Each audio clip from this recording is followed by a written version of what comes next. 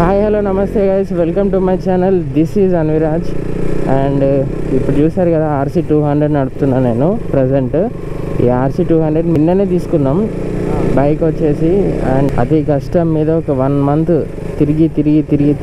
తిరిగంగా ఒక మంచి కండిషన్లో ఉన్న బైక్ తీసుకున్నాం. RC 200 2018 మోడల్, 18,000 kilometers తిరిగింది. అండ్ చాలా బాగుంది బైక్ అయితే. నిన్న తీసుకున్నాం. నేను యాక్చువల్లీ ఈ బైక్ నాకు కాదు, శ్రీకాంత్ గురించి తీసుకున్నాను, నా ఫ్రెండ్ శ్రీకాంత్కి. అండ్ ఇప్పుడు దీంట్లో కొన్ని ప్రాబ్లమ్స్ ఉన్నాయి. ప్రాబ్లమ్స్ అంటే లైక్ నార్మల్ చిన్నవి, బ్రేక్స్ అండ్ హెడ్ లైట్ రావట్లేదు, బ్రేక్స్ డిస్క్ ప్యాడ్స్ పోయినాయి, అండ్ కొంచెం కూలెంట్ ఆయిల్ అవన్నీ వేపియడానికి ప్రజెంట్ అయితే రామ్కోట్కి వెళ్తున్నాం. ఎట్లా స్టేట్ పోనీయనా బ్రో? స్టేట్ పోనీయనా? సో నేను శ్రీకాంత్ ప్రజెంట్ ఇప్పుడు రామ్కోట్కి వెళ్తున్నాం. అండ్ అక్కడ చూసాం ఈరోజు సండే, టైం వచ్చేసి 3:32 అవుతుంది. ఇది సండే, మరి ఎవరైనా ఉంటారో లేరో మెకానిక్స్ తెలీదు, చూద్దాం. ఉంటే అయితే చేపిద్దాం, లేకపోతే ప్లాన్ అయితే ఫ్లాప్ అవుతుంది. సో మనం డైరెక్ట్ రామ్కోటిలో కలుస్తాం.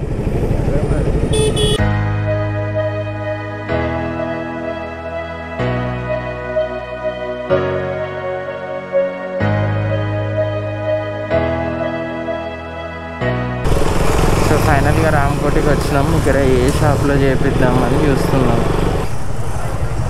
देखो भाई, 2 डालो 200 ले लो ना जी. होता तो ज़्यादा 300 ज़्यादा पूछ रहा हूँ जी.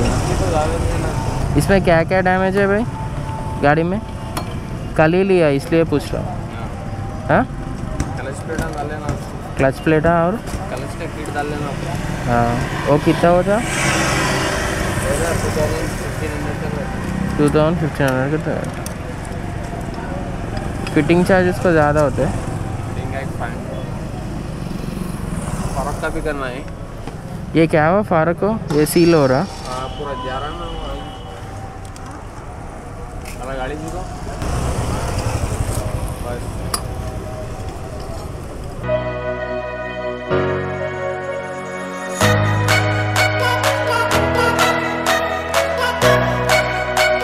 ఇది కూడా పోయింది.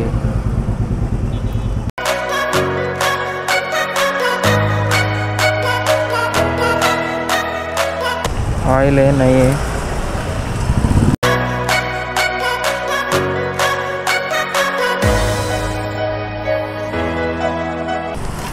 क्या हुआ? ऑयल कम है गाड़ी में, पर डाल देना सामने का.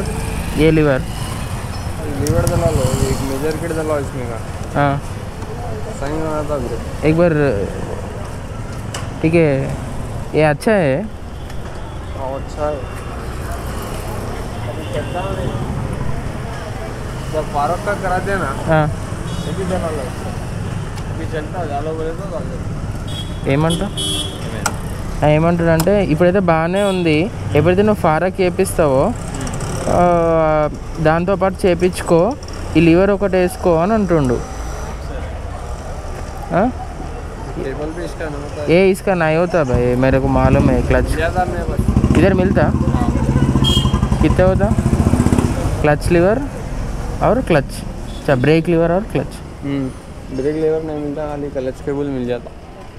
लीवर दूसरा रहता मॉडिफाइड. ये KTM को आता ना? KTM Duke 125, 200, 390 high power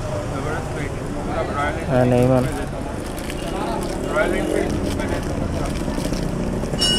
quality भी अच्छा है, पावर भी अच्छा है, छोटा है बट पावरफुल है. సో ఫైనల్గా రామ్కోటి నుంచి వచ్చాం. అంతేం వర్క్ ఏమో చేయలేదు, జస్ట్ ఒక బ్యాక్ సైడ్ డిస్క్ ప్యాడ్స్ మాత్రమే వేయించినాం.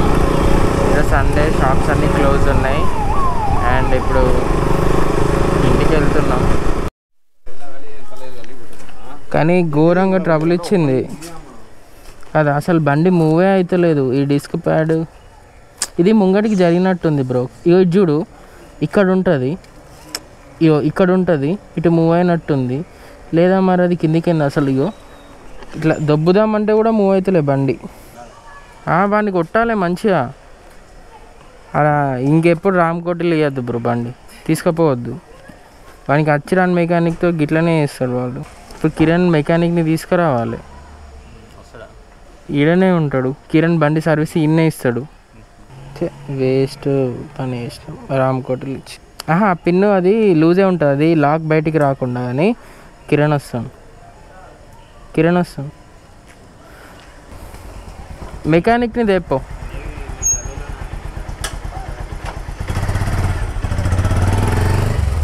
మంచిగా ఉన్న దాన్ని గెలుక్కున్నట్టయింది డిస్క్ ప్యాడ్ వేయించి. ఏం లేదు కానీ రామ్కోటిలా డిస్క్ ప్యాడ్ వేయించుండే,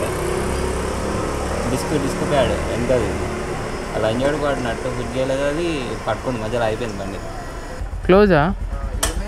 అరే బండి ముంగటికి మూవ్ అవుతలే.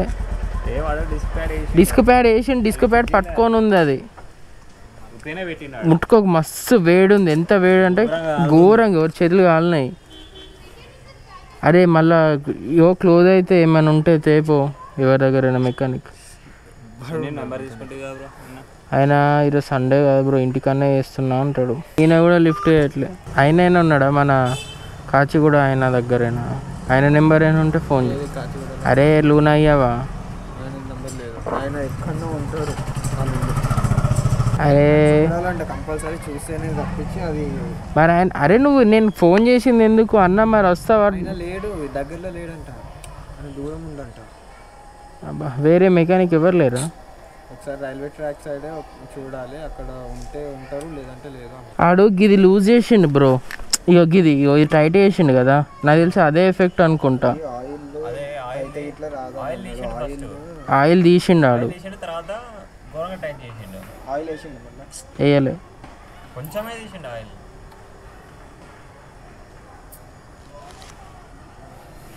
చీకటి అవుతుంది కిరణ్.